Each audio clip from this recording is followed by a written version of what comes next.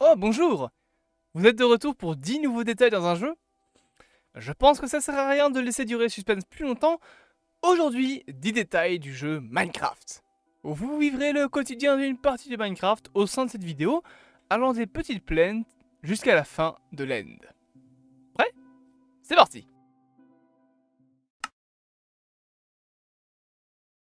L'une des créatures les plus connues de toutes dans le monde de Minecraft, c'est les creepers. Il y a un tas de petites anecdotes autour de ces ennemis du jeu. Le creeper est né d'une erreur de Notch lors de codage avec le cochon, inversant les données de largeur et de hauteur de l'animal, ayant pour effet de créer cette créature bizarre sur 4 pattes, le corps du cochon étant à la verticale et non à l'horizontale habituelle. Ce bug avait d'ailleurs gardé comme comportement de regarder le joueur. Quelque temps après, Notch a décidé de garder le monstre et de simplifier ses textures. Concernant l'explosion du creeper, elle vient d'un ami de Notch qui a expliqué qu'il aurait été drôle si la créature explosait. Le nom Creeper, lui, vient justement de ce comportement que le cochon buggé avait à la base, fixant le joueur qui le rendait effrayant. Autre anecdote, les Creepers sont apeurés par les chats, ils les fuiront comme la peste, à l'instar des villageois qui fuient les monstres. Il est aussi possible d'obtenir un disque en faisant tuer un Creeper par un squelette, ou encore, les toiles d'araignée ralentissent leur détonation. Un dernier détail amusant, les devs ne sont pas sûrs eux-mêmes de ce dont est composé les pixels du creeper. Peau, feuilles ou fourrure, d'après Notch, ça serait un camouflage fait de feuilles.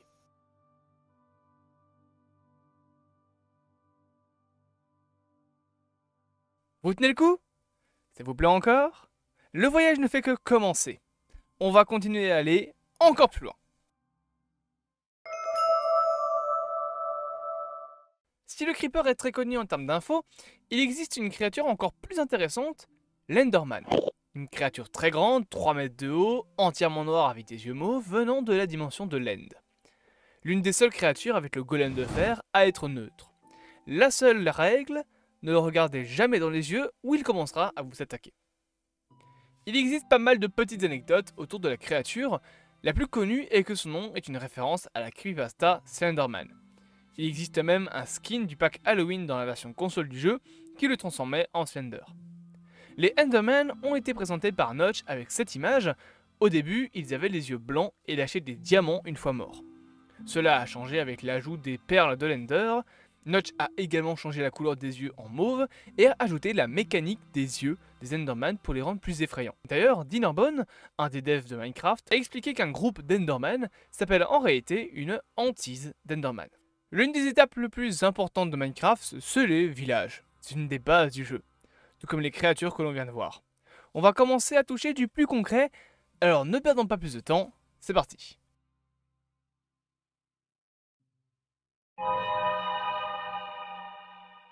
Je ne vais pas vous faire l'affront ici de reparler des origines d'Herobrine en tant que phénomène d'internet. Non, pour ça je vous invite à aller voir la vidéo sur le sujet qui est entièrement dédiée à cela. Ici, nous allons parler de lui sous son aspect creepypasta. Il existe en effet plusieurs origines dites fictionnelles et non fictionnelles. Dans les manières fictionnelles de raconter son histoire, il y a bien évidemment l'histoire du frère décédé de Notch qui aurait pris contrôle du jeu pour se venger sur le joueur. Ou encore deux frères ayant perdu la vie dans un combat acharné, chacun devenant un dieu d'une part de Minecraft. Pour les versions non fictionnelles, Herobrine pourrait soit être un virus, un bug ou encore la paranoïa des joueurs. Il n'est pas utile, je pense, de préciser que aucune des histoires fictionnelles n'est réelle. Par contre, la paranoïa peut effectivement vous faire voir des choses. Si vous voulez plus d'infos, encore une fois, allez voir la vidéo sur le sujet que j'ai faite.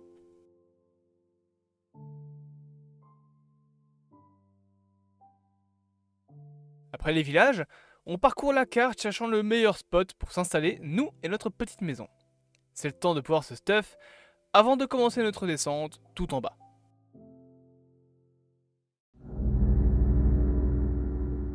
Il existait pendant longtemps quelque chose qui a marqué les plus vieux joueurs de Minecraft, les Farlands. Les anciens joueurs se rappelleront de ces terrains buggés. Pour l'histoire, les Farlands sont une génération bug du jeu.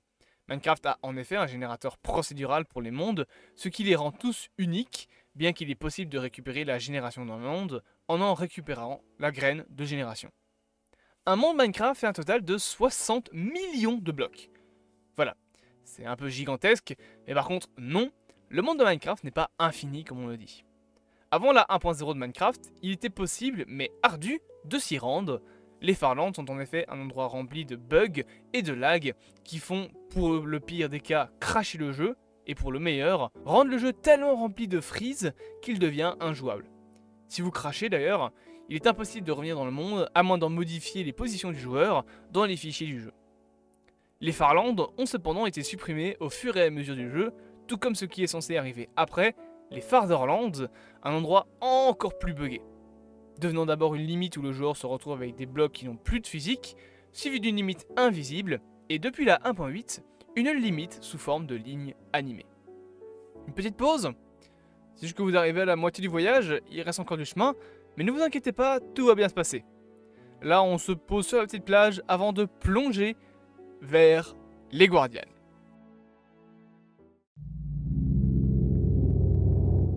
Vous avez tous été dans un serveur Minecraft bien entendu.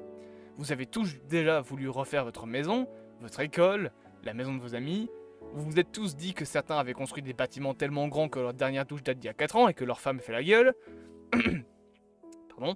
On a déjà visité une reconstruction d'un lieu ou d'une ville, mais saviez-vous que les 100 vies ont pour ambition de recréer la Terre entière?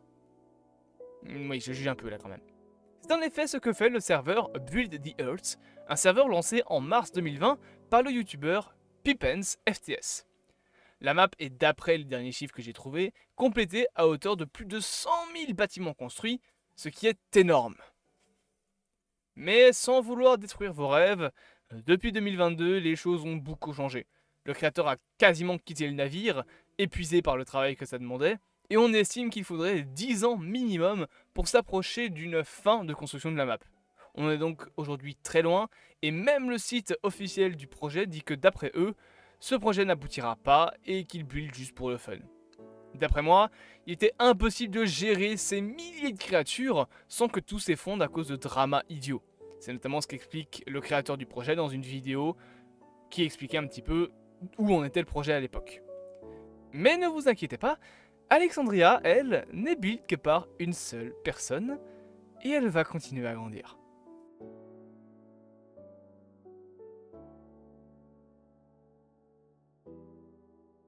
C'est fait! J'ai failli y passer, mais j'ai battu le temple des mers. Il nous reste quelques étapes avant de devoir se quitter, profiter du voyage. Moi, faut que je remonte. Putain.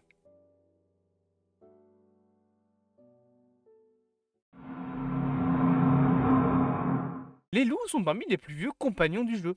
De petits animaux tout choux qui ont d'ailleurs été retravaillés récemment, avec 8 nouvelles textures en plus de celles de l'emblématique loup blanc, avec différents biomes.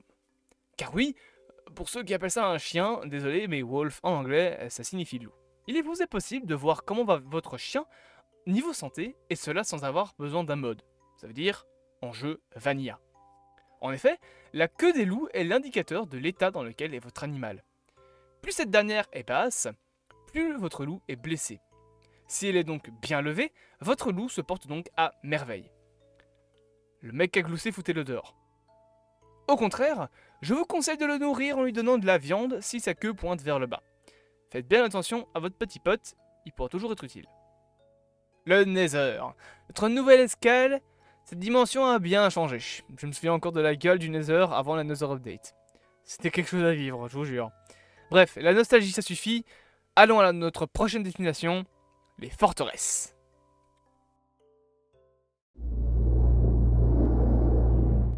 Minecraft est inspiré de plusieurs jeux dans les premières années de sa création. Par exemple, à la base, le jeu ne devait pas être cubique comme on le connaît. 4 jeux développés par Notch ont été les prémices de Minecraft. World Online, par exemple, a été son premier sandbox de survie, et Rubydung, qui sera notamment le jeu durant lequel Notch récupère la texture de l'herbe et de la pierre, et Zombie Town, où l'on retrouve la texture de Steve. Legend of the Chamberhead, un 4e jeu développé par Notch, a également servi de base pour certaines textures, comme l'épée et les armures en cuir du jeu. Et bien évidemment, Infiniminer aurait inspiré l'aspect cubique du jeu, certains pensent d'ailleurs que Notch l'a copié, mais non.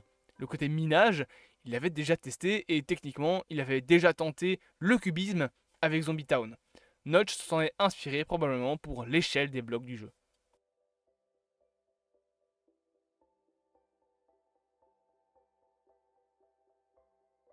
C'est bon. J'ai tué assez de Blaze et je me suis fait assez détruire la gueule ainsi. Je pense qu'on arrive à la fin de notre aventure, tout droit vers l'end. Alors allons toujours de l'avant. J'ai expliqué plus tôt que le monde de Minecraft était grand. Et en effet, il l'est. Si on se place au point 0, il y a 30 millions de blocs à gauche, à droite, devant et derrière vous.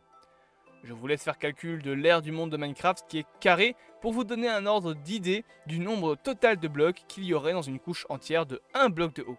Car oui, à ces 60 millions sur 60 millions, il faudrait rajouter la hauteur des mondes et retirer les trous dans le sol qui servent de grotte et l'irrégularité des paysages de Minecraft. Si vous voulez maintenant juste une petite idée de la distance d'un côté à l'autre, Minecraft a une échelle de 1 bloc égale 1 mètre. Cela fait donc un monde de 60 millions de mètres, donc 60 000 km. Plus grand que la circonférence de la Terre à l'équateur.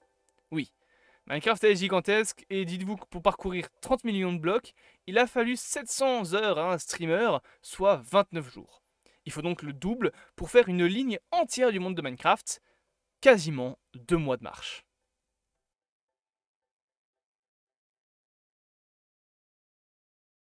Il fait sombre ici, mais on va continuer à descendre. Vous avez l'air d'être presque prêt à affronter l'Ender. C'est parti. Il existe une petite quantité de versions inconnues de Minecraft, ou annulées, ou de jeux liés à Minecraft qui ont été abandonnés. Il y avait par exemple Minecraft PI Edition, une édition pour le Raspberry Pi, qui fut abandonnée en 2016. Il existe aussi une version abandonnée pour l'Apple TV, annulée cette fois-ci en 2018. Pas mal de versions de Minecraft ont été également abandonnées suite à la création de la Bedrock Edition, qui a remplacé les versions alternatives à la Java, ainsi que la Windows 10 Edition. Il existe également plusieurs jeux autour de Minecraft qui furent abandonnés, comme Minecraft 4K, une version de 4 kilobits qui était prévue pour le Java Contest, Brickcraft, qui était une version Lego du jeu, ou encore les jeux Minecraft Reality et Minecraft Earth, deux jeux mobiles de réalité virtuelle à la Pokémon Go. D'ailleurs, c'est le Covid qui aurait tué Minecraft Earth. Nous sommes presque arrivés à la fin de notre voyage. Il nous reste quelques blocs et une histoire à raconter. Vous êtes stuff comme des monstres. Il est temps de s'attaquer à la dernière histoire. L'une des versions de Minecraft qui a existé n'est cette fois pas liée à une console ou un support, mais bien un rajout de gameplay entier. Il s'agit de la Education Edition. C'est une version spécifiquement créée pour apprendre des matières aux élèves, et elle est donc prévue pour les écoles. Elle a été créée en 2016, avec des portages jusqu'en 2023, date où cette version du jeu a été disponible en Chine, sur Android et Windows. Le jeu permet d'apprendre de vastes matières comme des maths, de la science, du codage primaire, de l'art, de l'histoire et même de la cybersécurité. C'est d'après moi la version alternative de Minecraft la plus intéressante. Sachez d'ailleurs qu'en Suède, où Minecraft a été créé, le jeu est utilisé en cours comme un outil d'éducation, et ça dans sa version d'origine. Je vous ai menti, je ne vous mènerai pas à l'end aujourd'hui. Nous n'avons vu aujourd'hui qu'à peine 10 histoires autour du jeu. Mais Minecraft c'est un monde bien plus profond, 10 détails ce n'est pas suffisant pour vous parler de tout. Un jour peut-être irons-nous au-delà, vers un voyage encore plus long, mais ça ce sera pour une prochaine fois.